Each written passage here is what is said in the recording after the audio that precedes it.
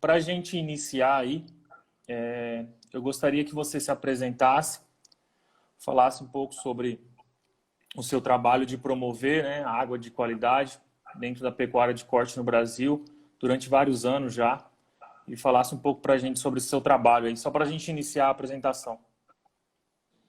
Legal, Márcio. A apresentação, eu sou Fernando Loureiro, já estou bastante conhecido aí no meio como Fernando Hubertank também, então não é um marketing direto, mas ficou legal, as pessoas chamam de Hubertank e tal. Mas eu sou veterinário de formação, me formei aqui em Campo Grande, no Mato Grosso do Sul, na UFMS, tem 25 anos. E trabalhei 15 ou mais anos no setor de nutrição animal, empresas voltadas para suplementação. Primeiro na área técnica, dando um suporte técnico para as empresas e principalmente para os clientes, desenvolvimento de fórmulas, batidas na fazenda, acompanhamento de planilhas de consumo, orientação dos funcionários. E isso acabou me levando a ver, no decorrer desses anos todos, uma necessidade bastante grande, Márcio, de se atentar mais para a água. Eu confesso para vocês que tive zero de orientação sobre a importância da água durante a minha graduação de veterinária. E fui aprendendo isso na prática. Eu vi o pessoal muito preocupado com suplementos cada vez mais tecnológicos, melhores, para dar mais resultado e maior inserção, pastagens muito boas, animais também de genética superior, e os trabalhos sendo feitos na fazenda, mas muitas vezes a gente se deparava, e infelizmente ainda se depara até hoje, Sim. com uma água que não tem a menor condição de oferecer o desempenho, ou o melhor desempenho que aquele animal pode vir a ter ou proporcionar em ganho de peso, em produção de leite, e até mesmo a gente já arrisca dizer em fertilidade de vacas, ou seja, impacta diretamente em toda a produção animal, e na bovinocultura não é diferente. O que eu queria acho que para a gente iniciar, antes de falar sobre qualidade de água e o impacto que ela traz no rebanho, você já tem uma experiência muito grande, você já deve ter visitado centenas de fazendas por aí. Eu queria que, para as pessoas entenderem essa dimensão, às vezes a pessoa não foi a campo ainda, né, não trabalha na área, mas eu queria que você citasse alguns casos e o que você já viu de fornecimento incorreto de água suja, de água com bactérias, enfim. O que foi de pior que você já viu por aí, sem citar nomes, é claro, mas o que você viu de pior por aí que fez, né? Na verdade, isso também foi um impulsionador para você hoje falar sobre água e trabalhar com a questão da água dentro da pecuária. Eu queria que você falasse, como curiosidade mesmo, para ver o que você já viu por aí. Bacana, Márcio. A gente está hoje no dia 4 de maio, começando o mês de maio e começando o período de seca, né? O período começa o inverno, começa a esfriar, escasseiam as chuvas. E o que eu vi, muitas vezes na prática, no campo, é que nesse período, pela escassez de chuvas, se prolonga e as aguadas naturais, açudes, represas, cacimbas, elas começam a sofrer também. Então, nesse período de seca é onde se vê os maiores absurdos e coisas que não deveriam ocorrer. A água extremamente barrenta, uma água cinzenta, uma água turva, e como não chove, não há renovação, essa água, cada vez ela vai secando, as bordas vão ficando barrentas, os animais pisam e atolam nesse barro para poder entrar, para beber água. E isso eu não estou falando de práticas de 25 ou de 20 anos atrás. Isso, infelizmente, ainda ocorre em 80% das fazendas hoje, nos dias de hoje. Então, esse mercado de investimento em projetos de água nas fazendas, que é um projeto custoso, dispendioso, grande, ele está apenas começando. Nós não temos 10% das fazendas que tenha equacionado o fornecimento de água, né? Uhum. Essa foto pequena está aparecendo para todos? Agora aumentou. Tá, essa foto, por exemplo, ela é na região de Barra do Garças, no Mato Grosso, né? Tá ali a Teia Fava, que é a nossa cliente, levando uma solução de água, ou seja, levando a água na invernada até onde o animal, no caso essa vaca, lotes de vacas paridas em reprodução, vão precisar da água. Porque ainda é uma realidade, Márcio, além de tudo, do animal ter que caminhar grandes distâncias para poder acessar a água. Quando a água é em açude, ela fica normalmente na parte mais baixa daquela invernada, daquela parcela da fazenda. E muitas vezes para poder coletar a água da chuva. Outra realidade, como essa dessa foto, não sei se vai dar para ver, porque está um pouco atrás de você, são os animais que entram dentro das represas, né? Eles entram dentro dos açudes, eles entram na aguada, e ao entrar para beber água, eles vão caminhando e revolvem todo o fundo. Eles levantam o lodo, a lama, e nesse lodo e lama tem esterco dos animais, tem urina dos animais. Enquanto eles estão lá dentro para beber água, eles também estão urinando, estercando. E quando coleta água de chuva, carreia para dentro dessa água restos de animais mortos. Pequenos animais silvestres, pode ser tatu, pode ser lobinho, pode ser quero-quero, garça, enfim. Essas carcaças de animais mortos, esses ossos, vão ser portadores de infecções, de doenças para os animais. Então, a gente começa a desenvolver um trabalho sabendo que os projetos nas fazendas hídricas são muito grandes, mas ninguém precisa fazer toda a fazenda de uma vez só, né?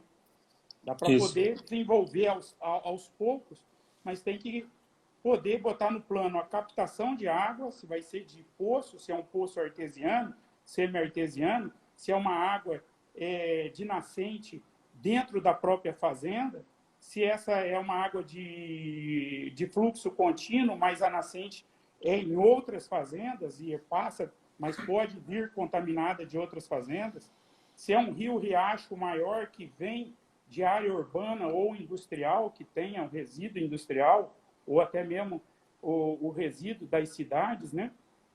Então, tudo isso vai ter que ser equacionado para poder fazer esse projeto de água. Entendi. Assim, só para posicionar as pessoas, né, para o que você pode falar sobre essa água, né? Essa água que é fornecida de forma natural ali, não artificial, né, natural. Que tipo de bactéria, que tipo de doença que pode acarretar nos animais quando eles consomem ela, por exemplo? Olha, aí a gente vê uma realidade, Márcio, que pode, inclusive, eu conheço essa fazenda, eu bati essa foto, e é uma fazenda que está adequando a parte de bebedouros artificiais em toda ela, ainda não chegou no todo, né? Ela Uhum. está fazendo por partes, mas já está quase 100% em aguadas em bebedouros artificiais. As aguadas naturais, uma fazenda que chama Entre Rios, ela tem um rio de um lado e um rio do outro rio do outro. Mas o Perfeito. acesso a esses rios está sendo cercado para que os animais bebam só nos bebedouros. Mas aqui é uma prática que ainda pode ocorrer. Eu vou relatar para vocês que isso é uma curva de nível que formou um buraco para poder erguer a cabeceira da curva, e ali choveu e ali armazenou água. Aqui ainda não tem um bebedouro artificial. O que tinha? Uma aguada lá na parte baixa. Imaginem aí, cada um que está nos ouvindo, uma invernada retangular comprida, em que a água fica numa das extremidades desse retângulo, na parte mais baixa. Os animais, essa vaca com esse bezerro, embora pareça já um garrote, é um bezerro, ainda, Uhum. eles preferiram beber aí. E aí, o que ocorre bebendo aí? Como a novilha aí de primeira cria, a vaca, preferiu beber aí, ela ensina o bezerro a beber aí. Perfeito. Bebendo essa água, ela está bebendo todo tipo de contaminantes, bactérias, protozoários e vírus. Agora que nós estamos em tempo de pandemia coronavírus, o coronavírus bovino é um dos maiores causadores de diarreia viral nos bovinos. Tem, inclusive, vacina para isso, mas não chega a ser uma gravidade como tem sido agora esse novo corona, essa nova variedade do vírus, que está atacando humanos. Né? Mas só para relatar, isso aí acarreta um dos grandes problemas, Márcio, na pecuária de cria do Brasil. Então, todos os animais, para poderem chegarem na fase de recria e de engorda, eles passaram na cria. E a cria do Brasil ainda é extremamente ineficiente, porque, de modo gerais, além do índice de fertilidade ser muito baixo, um dos maiores problemas que a gente tem é a taxa de mortalidade de bezerros ser extremamente elevada. Os bezerros nascidos vivos não chegam ao desmame. Quanto? Em média, 10 a 11%, que é um absurdo de perca. Animais nascidos vivos foram marcados, foram vermifugados, cura de umbigo e tal, e esses animais não chegam ao desmame. Na maioria dos casos, se perde animais nessa fase, entre outras causas morte, mas a maioria dos casos de mortalidade se deve à diarreia. E essa diarreia é, na maioria das vezes, adquirida numa água suja como essa. Os animais, os bezerros, não pegam a contaminação gastrointestinal no pasto ou no teto das vacas. Eles pegam na fonte de água. Perfeito. Mandar um alô aí pro Ernesto, parceiraço nosso aí, está acompanhando a gente. Dizer Grande, também... olha, eu te falei, Márcio, que eu não consigo ler. Então, um abraço a todos vocês que estão nos acompanhando, em especial ao nosso senhor Shocker Neto. Mandar um abraço também para o Thiago, para o Léo. E, assim, para a gente começar a entender um pouco, né, e para finalizar esse assunto e depois pular para a questão da qualidade da água, essa questão do fornecimento da água natural. Nós temos um país de dimensões continentais, um país muito grande, e de fazendas muito grandes também. Essa questão de fornecimento de água natural, né, com aguadas, com açudes, né, cacimbas, enfim, deve-se isso a essa questão ou você acredita isso a outros fatores, já que você já conversou com muitas pessoas, né, muitos pecuaristas, e sempre aborda essa questão da água. Essa questão de não dar importância da questão da água, deve-se ao quê, por exemplo? Mas isso é cultural. O pessoal, por exemplo, uma das coisas que a gente ouve desde criança, do avô, do tio-avô, de todo mundo, aquela fazenda vou comprar uma fazenda, a fazenda é muito boa de água, né? Aquela Sim. fazenda ela é ruim de água, aquela região lá não compra terra lá porque lá é ruim de água, tal lugar é bom de água. Esse conceito bom de água, de ter bastante nascente, boa aguada natural, ela começa a migrar. O interessante vai ser o dia que evoluir para a gente só fornecer água em bebedouro artificial. E o animal não mais beber água diretamente da represa ou do açude, ou principalmente dos rios. Mas por que eu falo isso? Isso é um investimento a mais na fazenda? É muito caro? Sim, eu sou do tempo que as fazendas aqui do Mato Grosso do Sul tinham invernadas de 400 hectares. 400 hectares é uma fazenda na maioria das regiões do Brasil. E Com ainda certeza. existem essas fazendas, né? Então, foi se dividindo, entrou a tecnologia que o Ernesto está aqui com a gente, divulgando amplamente a questão do piqueteamento para viabilizar o custo das cercas. A cerca elétrica veio trazendo uma cerca que vai custar 10% de uma convencional de 5 fios. Existem várias tecnologias novas de adubação de pasto, de preparo de solo, variedades de capineiras, de sementes incrustadas, formas de plantio, plantio direto, integração com lavoura pecuária. Então, tudo isso está evoluindo. A parte de água, eu tenho bastante convicção que vai evoluir nesse sentido também. Por quê? Você exerce o controle, gerencia, administra uma água para os animais que não é aquela que está lá. Embora ainda tenha, agora, essa semana, visto de uma fazenda que a gente conhece, que visitou, o pessoal, por exemplo, com a draga perfurando cacimba. Isso não vai acabar de uma hora para outra, né? O que é importante saber é que aquela água que tem lá disponível, fazendo essa cacimba, ela vai ter uma durabilidade curta, tá? Ela tem um custo hoje que se equivale a colocar uma perfuração de poço com bomba solar para atender não toda a fazenda, mas aquela seção, e que você vai poder controlar, exercer a água que os animais bebem. Não uma água coalhada de jacaré, de peixe, de animais, de garça, de esterco.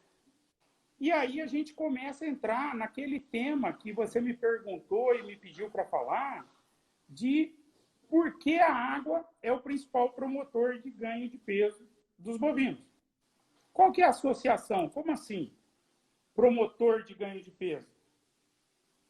Eu ouvi falar que promotor de ganho de peso, Fernando, são aqueles aditivos que podem ser ionóforos, podem ser naturais, pode ser o tanino, pode ser inclusive produtos homeopáticos, ou seja, eu tenho vários produtos para serem adicionados na suplementação para favorecer o ganho de peso.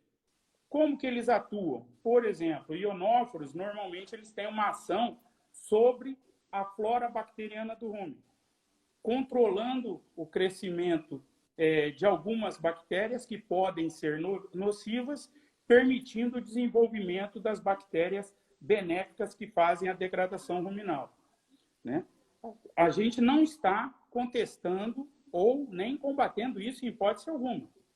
Esse ganho desses aditivos todos, que alguns deles, inclusive, têm efeitos somatórios, eles podem ser usados em conjunto, mais de um deles, vão ser acrescentados ao benefício que a água que a gente fornece para os animais já dá. Certo? Certo. Continua ou tem alguma... Não, eu queria só deixar aberto aí para o pessoal que gostaria de fazer alguma pergunta para o Fernando, viu, pessoal? É só deixar nos comentários as perguntas que eu leio e vou fazer para ele no final da apresentação. Nós temos algumas perguntas pré-programadas e decididas. E aí, se vocês tiverem mais algumas perguntas, é só fazer por aqui que a gente responde também. Mandar um abraço para o Antônio aí do Grandes Assadores Nelore também, que está por aqui. Então, assim, para a gente discorrer sobre esse assunto, né? Quando você fala que a água é o maior promotor de ganho de peso, fala sobre isso e sobre a importância desse gado beber água limpa. E fazendo um paralelo com isso, né? A hora que o produtor, o pecuarista, decide trocar todas as suas aguadas naturais por água artificial, por bebedouros, pilhetas, enfim, que tipo de ganho ele vai ter dentro da fazenda, dentro da produção na pecuária de corte dele? Ótimo, Márcio. Deixa eu pegar o lado do começo. Por que a água, então, passa a ser o principal promotor de ganho de peso?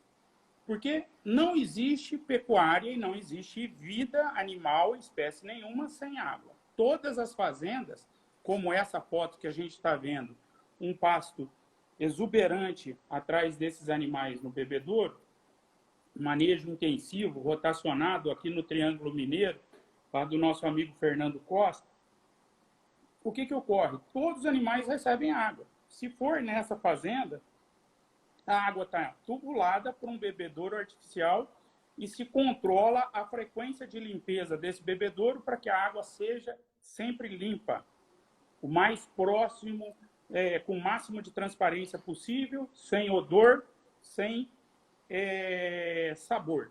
Ou seja, a melhor água que a gente beberia e que os animais beberiam. Mas todas as fazendas vão ter algum nível de água. Seja no açude, seja na cacimba, seja na represa, seja no bebedouro. O bebedouro pode ser de todos os tipos, é importante dizer isso, pode ser de concreto, pode ser de chapa metálica, pode ser de plástico, pode ser do material que tiver disponível. O importante é ter, na escala de serviço da fazenda, a importância de uma pessoa ficar responsável de lavar os bebedouros. Tá? O bebedouro tem que ser limpo. E eu visito fazendas que têm os nossos e mesmo falando, muitas vezes, o bebedouro está com a condição tão turva que a gente não vê o fundo. Que a gente pega com um copo e vê uma água esverdeada, marrom, não teria a menor condição de tomar essa água. Os animais também não deveriam estar tomando, mas é o que tem, é o disponível, eles vão tomar. A partir do momento, Márcio, que a gente começa a cuidar dessa água, mecanicamente, fisicamente, ainda não tem análise química, não tem nada. Eu vou só cuidar para que a água seja o mais transparente possível, o mais adequada possível, aquela água que eu, chegando a cavalo 10h30 da manhã ou 2 da tarde, eu apearia do cavalo e tomaria sem problema. Nesse ponto, essa água favorece também para os animais, já tem estudos comprovando isso, vários, que os animais com essa água limpa, eles bebem mais. Eles vão beber mais água voluntariamente. Ou seja, naquela água suja, eles bebem só o suficiente para matar a sede. Eles bebem um tiquinho e já zarpam. Agora, com a água de melhor qualidade, eles bebem mais. E eles bebendo mais água, leva eles a consumirem mais matéria seca, mais dieta, mais alimentos do dia. Seja pasto ou suplemento no coxo, ou, lógico, a soma dos dois. E esse suplemento pode ser um proteinado de 1 grama por quilo de peso vivo, pode ser uma ração de 1 quilo para cada 100 de peso vivo, e pode ser uma ração total, inclusive no confinamento, tem isso mensurado. Então, os animais vão consumir mais. Então, é por isso que a água interfere diretamente como promotor de ganho de peso, porque quando os animais bebem mais água por ela estar limpa, eles consomem mais. E consumindo mais alimento, mais pasto e suplemento, eles ganham mais peso. E aí entra na pergunta que você me fez. Você consegue mudar a foto? Tem uma foto que foi de um treinamento da Tortuga que me passaram. E Espera aí que eu gosto vou pegar bastante aqui. daquela. É assim, se Essa fala que aqui. todas as empresas de nutrição estão fazendo bons trabalhos, estão medindo, estão indicando, mas principalmente a gente vê que essas aguadas de baixo, as 2 fotos embaixo, não na caixa plástica, mas isso aí não é o acaso, não é uma água que juntou lá da chuva. Isso aí são as aguadas de fato dessa invernada, né? E aí os animais bebendo esse tipo de água, Márcio, eles acabam bebendo muito pouco só para matar a sede. E isso impacta diretamente no desempenho deles. Então, está aí mensurado que a água que bebeu no açude, os animais foram avaliados, né, novilhas, tiveram 274 gramas de ganho. E quando beberam no bebedouro, que era limpo com frequência, que tinha uma vazão de água, troca, reposição, vazão de alta capacidade e tal, como alguns vídeos que a gente já colocou aí, os animais têm um desempenho de 803 gramas. Então, eles compararam só os animais bebendo no açude, ganhando 274, o mesmo tipo de animal, a mesma categoria, a mesma lotação, o mesmo suplemento, área de coxo, a mesma variedade de pasto, tudo com o diferencial de água. Só que no bebedouro artificial, os animais passaram a ganhar 803 gramas. Por quê? É só olhar a foto, gente. Olha, tipo, eu mando para vocês esse trabalho, não é meu, esse trabalho foi passado em treinamento. Isso, Tem a pergunta do Roberlan aqui sobre se já existe alguma pesquisa ou trabalho ou artigo. Aí, Roberlan, você pega com o Fernando esse trabalho da tortuga aí. Eu queria frisar isso que o Márcio falou, está disponível, todos que estão aqui, lógico, estão no meu Instagram e do Márcio, podem seguir e me pede, lá no meu perfil, já tem o meu telefone, que é o meu WhatsApp. É mais fácil de eu mandar pelo WhatsApp. Então, quem não quer mais pode pedir pelo Instagram também. Eu me comprometo, está assumindo todos os trabalhos que eu tiver de água, eu disponibilizo. Inclusive, nenhum deles é meu, eu só cito, óbvio que eu não faço trabalho, eu sou só um curioso, um estudioso, mas não sou pesquisador. Mas a gente cita os trabalhos que já estão aqui. Se a gente vê esses dois bois na foto de baixo bebendo essa água, a gente não pode esperar nada diferente mais. Então, hoje, todo mundo, com o crescimento dos confinamentos, seja ele de Nelore, animais de raça Nelore, ou outras indianas de boa qualidade, e os cruzamentos industriais com Angus, com Hereford, enfim, com todas as raças, o animal tem um potencial de ganho no confinamento de 1,6 kg, às vezes mais, 1,7 kg, 1,8 kg por dia. E esses animais, quando estão em recria, eles estão a pasto nas fazendas, eles, quando ganham 500 gramas por dia, que daria 6 arrobas no ano, as pessoas acham bastante interessante, muito bom. E realmente é, porque a pasto tem diversos fatores que comprometem esse ganho.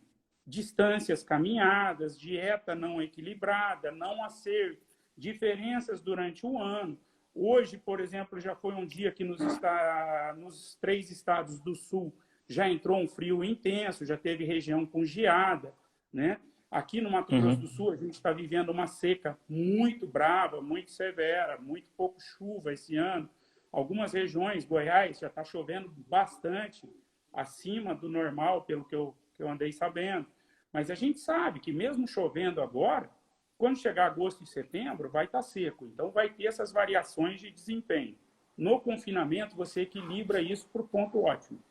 Meu ponto é, se o animal tem potencial para ganhar 1,6 kg e está ganhando 500 gramas, ele está usando toda a genética que já foi investida nele, na carcaça, no desenvolvimento, mas está deixando de ganhar 1,1 kg por dia.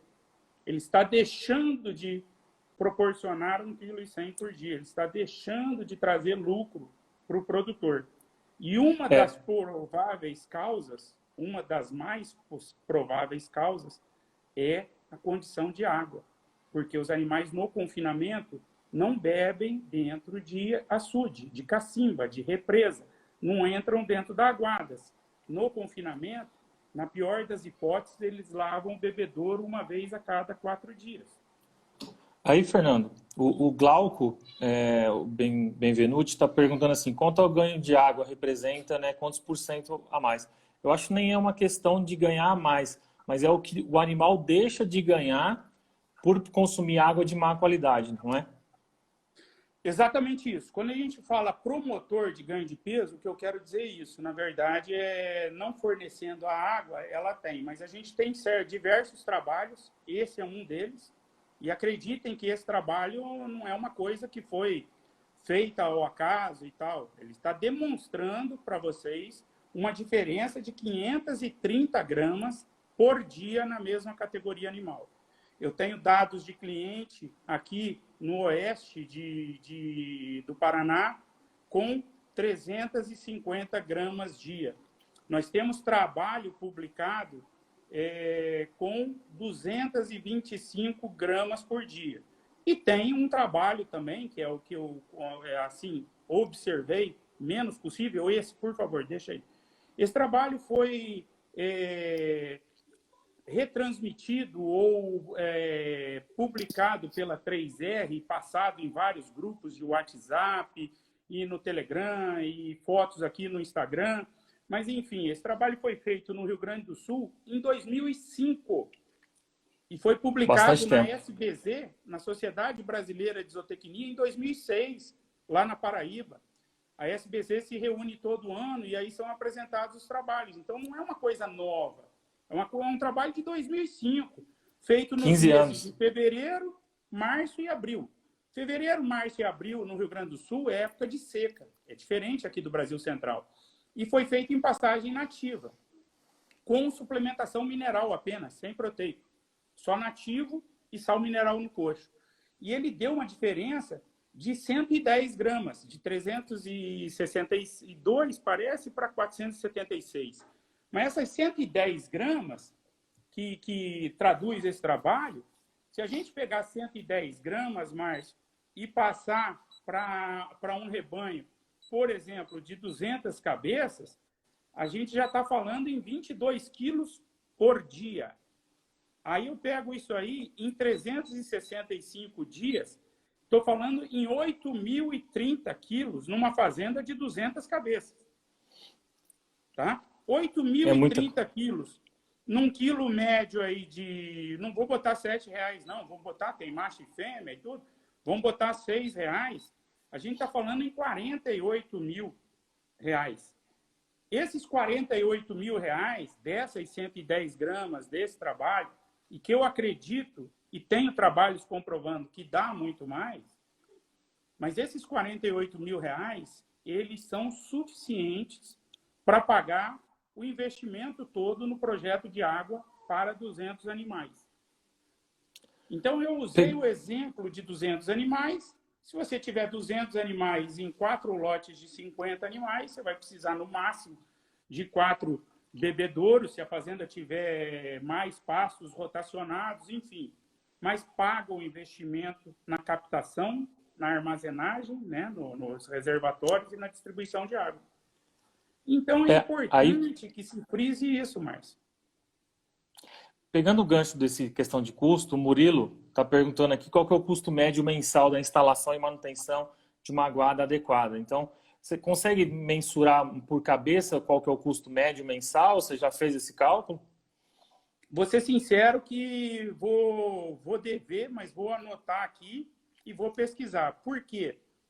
Hoje eu ouço muito o que os clientes me passam. Eu estou na venda de bebedouros. Para ser sincero, eu estou muito comercial e estou pouco nessa área de projeto. Eu busco esses trabalhos, eu busco falar muito da importância da qualidade da água, de lavar bebedouro, mas eu não estou diretamente nesse trabalho. Então, nas diferentes regiões do Brasil, vão ter diferentes custos, tanto de perfurar, fazer um açude, perfurar uma cacimba com a retroescavadeira ou a draga grande, perfurar poço.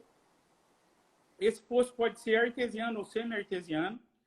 A semana passada me ligou um cliente do Pará que precisa perfurar poço para um volume de 6.000 animais.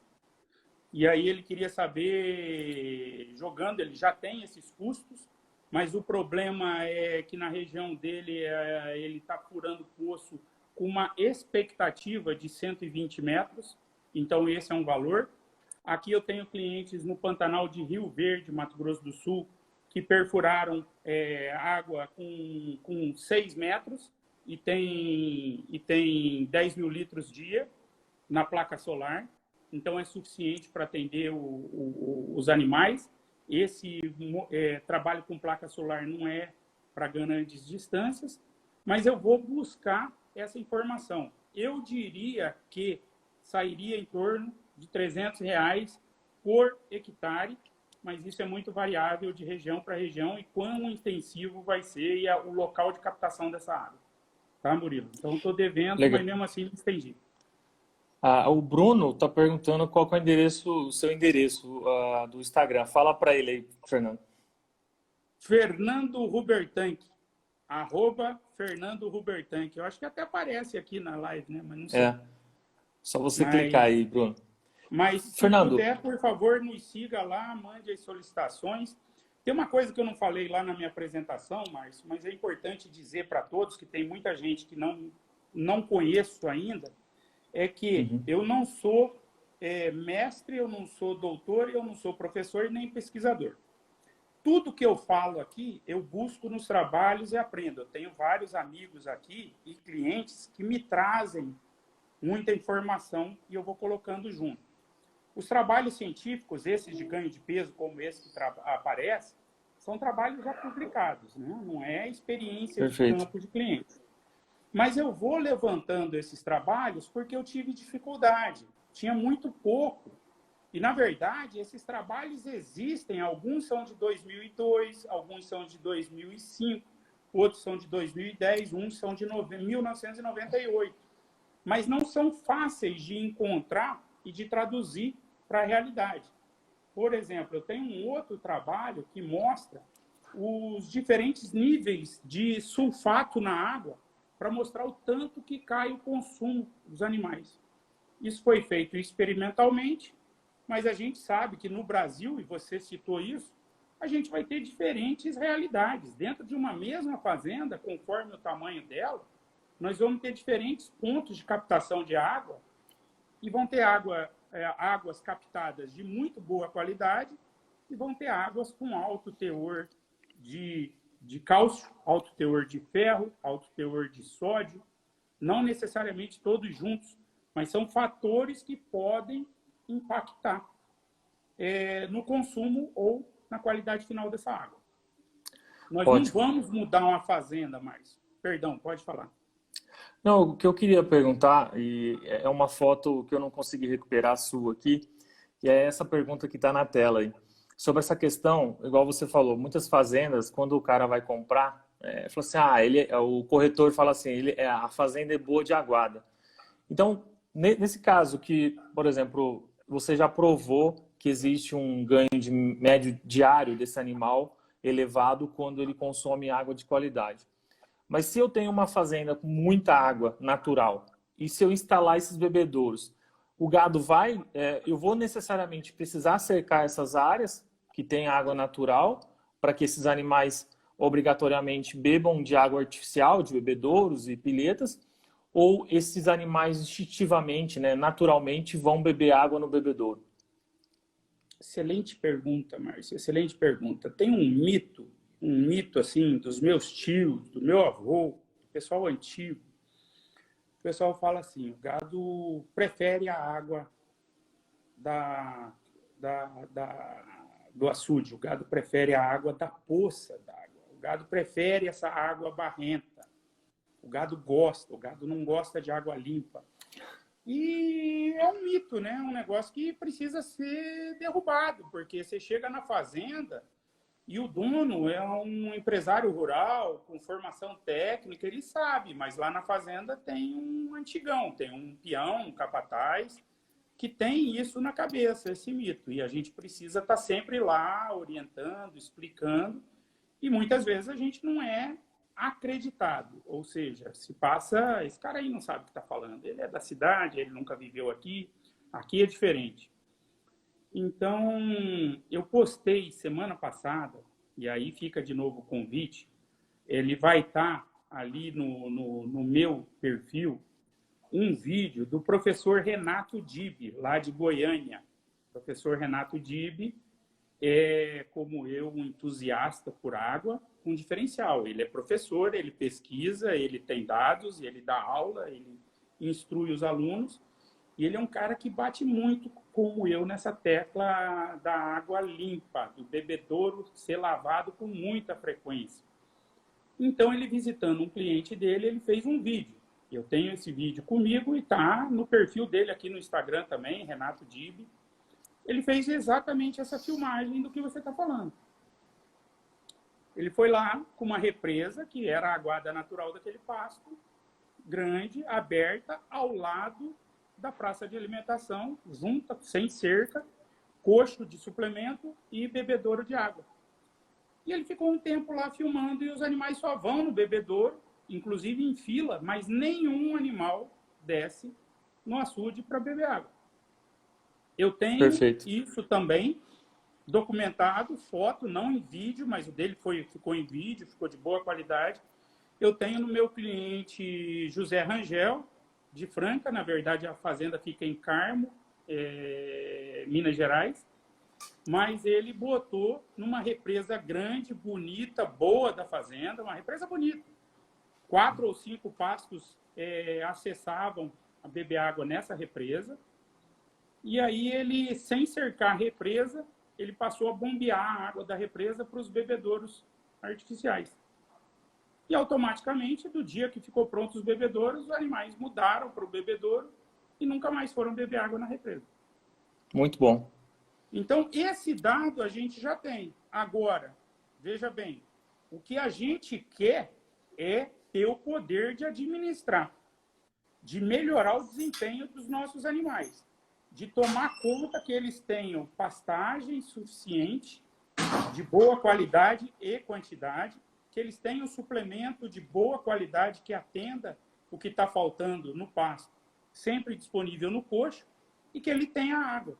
Se a gente observar na fazenda que os animais têm o bebedouro e ainda estão acessando só o açude e não vão no bebedouro, você não precisa ligar e falar: ah, Fernando, te peguei, olha aqui, os meus animais. Não! Você vai ter mais benefícios se os animais beberem no bebedouro. A água limpa. Porque dentro da represa e do açude, ele vai levantar a lama, ele vai levantar o lodo, ele vai ter esterco, urina, carcaça de animal morto. Então, se ele beber no bebedouro, é melhor. Então, cerca essa guarda. Se ocorrer. A gente tem exemplos documentados em foto e vídeo que os animais naturalmente vão preferir o bebedouro. Mas se no seu caso, na sua fazenda, não estiver ocorrendo assim, exerça o poder de gestão e de administração, que os dados do trabalho confirmam e comprovam que os animais ganham mais peso, bebendo aquela água limpa. Certo? E aí, pegando o gancho aqui, uma pergunta do Murilo Barp, ele falou assim, ó, no caso da água do açude sendo servida no bebedouro, você acabou de falar sobre isso, ajuda?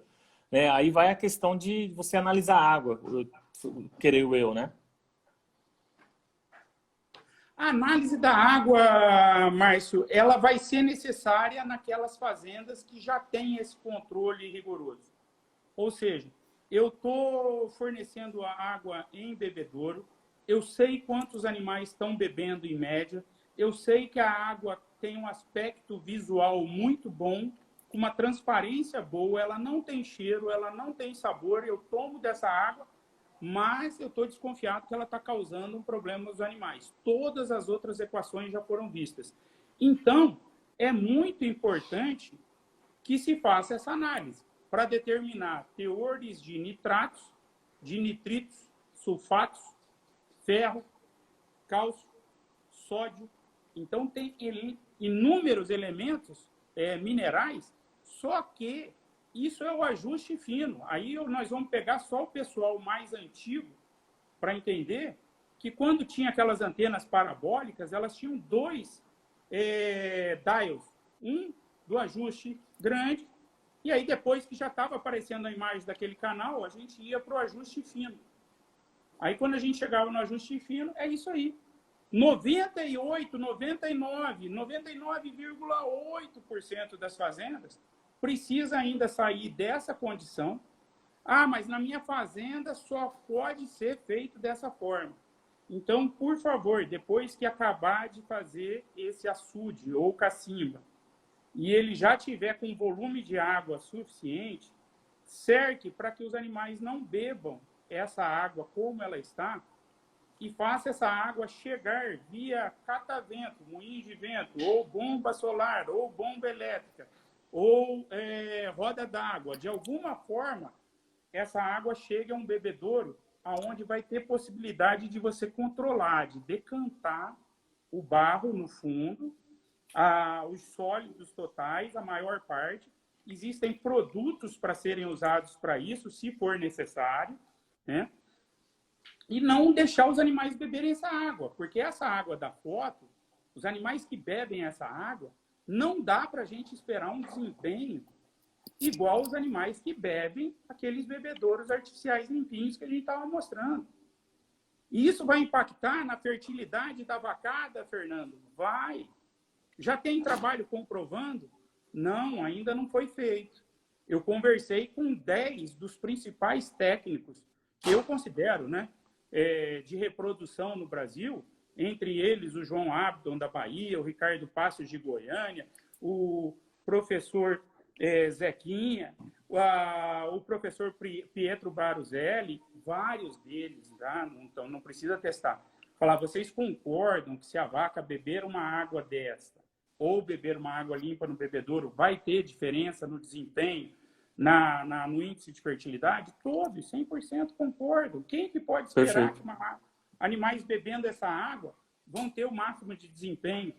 Então, é melhor investir, Márcio, na melhoria dessa água ser servida para os animais, do que não se preocupar e continuar servindo isso e comprar qualquer um dos aditivos comerciais do mercado e colocar, misturar no suplemento ou mais aditivos, que são muito bons, mas querer que eles promovam 100 gramas, 80 gramas, que é o que eles prometem de ganho a mais, ganho adicional, porque o verdadeiro promotor de ganho de peso é uma água boa, de qualidade. Perfeito. Ali no experimento da tortuga, Márcio, a gente viu os animais bebendo essa água. Eles ainda ganhavam peso, porque o pasto era muito bom, provavelmente era verão, 230 gramas, né? Contra 270 gramas, contra 800 gramas quando bebe uma água limpa.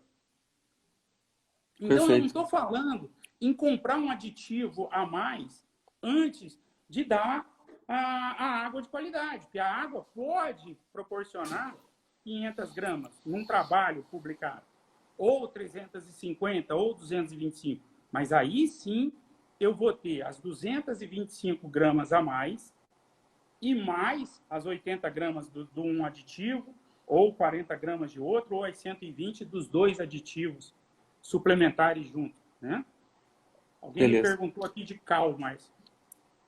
Deixa eu só mencionar aqui, queria agradecer a presença do Maurício Garcia, que está acompanhando a gente aqui. Tem o Paulo de Oliveira Barbosa, que está dizendo que na fazenda dele, os bois sempre vão para o bebedouro, mesmo tendo o açude no mesmo piquete ali. Então, comprova o que você estava falando. E, Fernando, só para a gente finalizar essa questão dos aspectos da água, o Antônio e o Gabriel falou sobre a questão da qualidade física da água e a questão da temperatura dessa água fornecida no bebedouro e fornecida naturalmente. Sobre a questão de temperatura, o que você pode falar? Vamos lá, boa. Temperatura, ela de um tempo para cá vem despertando interesse. Eu vejo temperatura como um problema onde a água congela. Não é a realidade do Brasil, nós não temos esse problema. Tá? O animal precisa beber uma água mais próxima da temperatura corpórea dele, para que ele tenha menos dispêndio energético para aquecer essa água depois de ingerida. Ou seja, a gente gosta de tomar água fria, gelada. Eu gosto, boto gelo em toda a água que eu bebo. Os animais não. Os animais precisam beber uma água mais próxima da temperatura corpórea. Isso quer dizer que toda água corrente, de rio, de córrego, de riacho, enfim, essa água corrente, ela é fria. Os animais bebem, mas ela não é a água mais benéfica aos animais. Então, a água com temperaturas próximas de 27, de 30 graus, vão ser ótimas para os bovinos. Não precisa ser a temperatura corpórea do bovino 37, 38, mas se for num dia muito quente, aqui no Mato Grosso do Sul, no verão, faz um calor absurdo. Semana passada estava esse calor. No Mato Grosso e Goiás, Tocantins, então nem se fala. Então, a gente tem temperaturas muito elevadas.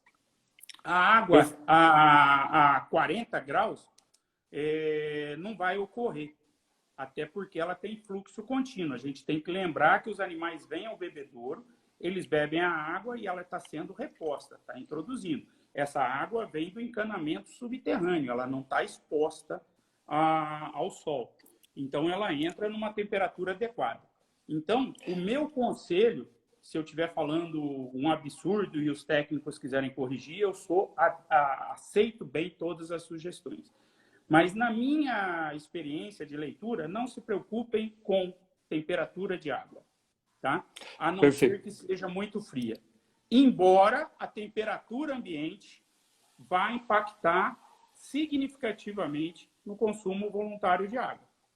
Ou seja, Está previsto, depois de amanhã, fazer uma máxima em Campo Grande de 18 graus. Se vai ocorrer, eu não sei. Semana passada a gente estava na casa dos 34 graus. Um animal que está a 34 graus, um animal de 350 quilos, ele bebe 40 litros, por exemplo, no dia. O mesmo animal, quando a temperatura cai dos 34 para 18 graus, esse animal não beberá mais os 40 litros. Ele vai reduzir a quantidade de água que ele bebe. E se o calor aumentar e for a 40 graus, ele não vai beber só os 40 litros. Ele salta para 50, 55 litros. Muito rápido. Então, a preocupação é muito mais com a temperatura ambiente e ter essa nuance de saber que num dia frio, no horário mais fresco, de manhã cedinho, à noite, a temperatura do bebedouro também abaixa. Mas o americano, o canadense, o europeu, ele tem essa preocupação. Ele tem que descongelar bebedouro. Nós não temos esse problema no Brasil. Então, não se preocupem. O bebedouro pode ficar ao sol, não precisa ser sombreado, não precisa ficar embaixo das árvores para que fique fresca. O animal não prefere a água mais fria, ele não prefere a água mais fresca. Ok? Beleza. A gente Márcio, só tem 3 minutos. O Instagram vai derrubar a gente. Só fala bem rapidamente. O Jadir está perguntando sobre cal virgem. Aí eu queria que você falasse sobre essa água fornecida artificialmente com bebedouros. Como manter ela limpa e com o quê? E aí já pega um gancho e fala sobre o cal. Mas você tem 3 minutos.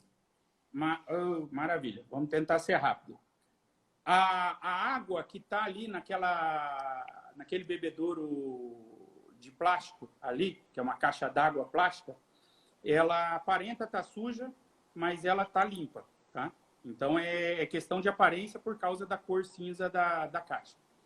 O bebedouro, a gente gosta de recomendar a limpeza para remoção de matéria orgânica, para retirar o crescimento de algas e matéria orgânica, aquelas placas que formam dentro do bebedouro. E aquilo é natural de se formar, porque o animal carreia na boca, ele leva na boca pasto, capim, folha de capim, de silagem, de feno, e leva farelo do proteinado ou da ração que ele está recebendo. Esse farelo e esse capim caem dentro do bebedouro, a gente tem muito calor no Brasil, desenvolve matéria orgânica, a água vai turvando, vai ficando verde, precisa remover essa matéria orgânica, tirar, porque ali é que tem o crescimento bacteriano e de protozoários que vão causar os danos e as infecções. Então, visto isso, o melhor a se fazer é uma lavagem mecânica. Ou seja, de tempos em tempos, a água está suja, turvou, no olho eu estou vendo, eu pego e vou lavar, esfregar com vassoura, com esfregão, e tirar toda a matéria orgânica e deixar o bebedouro encher de novo. Quanto que é esse tempo em tempo, Márcio? Uma vez por semana, quando for usado, eu gostaria, de verdade, que fosse todo dia. Mas nas fazendas que não tem necessidade todo dia, não usar. Só não pode usar o argumento de dizer não tem como, não tenho peão suficiente. Bota mais um peão só para isso. Ponha na escala de serviço da fazenda lavar bebedouros com a pessoa responsável e quem vai checar se está sendo lavado. Esse é o principal, lavar o bebedouro removendo. O que eu posso fazer para reduzir as lavagens, ou seja, aumentar a frequência, poder controlar o crescimento dessa matéria orgânica? Dá para usar cal virgem, dá para usar qualquer produto à base de cloro, são cloro granulado, cloro em pó, cloro líquido, esses produtos de piscina. Eu prefiro o uso do cloro. Existe aí um mito também no Brasil, e vários técnicos, muitos vão me atirar pedra, colegas veterinários, zootecnistas, agrônomos, isso afeta as bactérias do rumen. Não afeta. Se você usar a dosagem correta de 1 ppm a 5 ppm de cloro, isso quer dizer que você vai usar partes por milhão. Então, seria 1 grama para cada 1.000 litros, ok? Quando a gente estiver fazendo essa diluição, o nível de cloro é tão baixo que nem deixa sabor na água. e não vai afetar nada no rumen dos animais. Se o peão errar na fazenda a dose de cloro para mais, primeiro que ela vai deixar sabor na água, os animais vão te avisar, bebendo menos, reduzindo, antes de ter qualquer quadro tóxico. O que não se sabe, o que não é falado é que o excesso de cal causa o mesmo dano, faz os animais beberem menos. Tem gente passando cal nas paredes do bebedouro em excesso, muito cal. E aí essa cal virgem, ela vai alcalinizar o meio. Então o cloro acidifica, deixa o pH muito baixo e muda o pH ruminal. A cal alcaliniza, aumenta o pH, sobe demais, também prejudica o consumo, com uma diferença. A cal não é bactericida, não é germicida, não mata bactérias e protozoários da água. O cloro, sim. Tanto que a gente usa cloro para o tratamento de água de consumo humano, praticamente em todo o Brasil. Existem algumas opções, Márcio, além do cloro e da cal. Hoje tem um produto probiótico usado em aquicultura para cultivo de peixe, de camarão. E essas são bactérias vivas que são diluídas e botadas na água, benéficas, não trazem nenhuma possibilidade de dano para os animais e consomem a matéria orgânica. Ainda está em fase de implantação, de teste, tem muita gente usando. E eu, inclusive, começo a trabalhar com elas agora, para vários clientes. Por quê? Perfeito. Porque é uma forma natural que não oferece risco nenhum para a saúde dos animais. Perfeito. Okay? A gente só tem 20 segundos.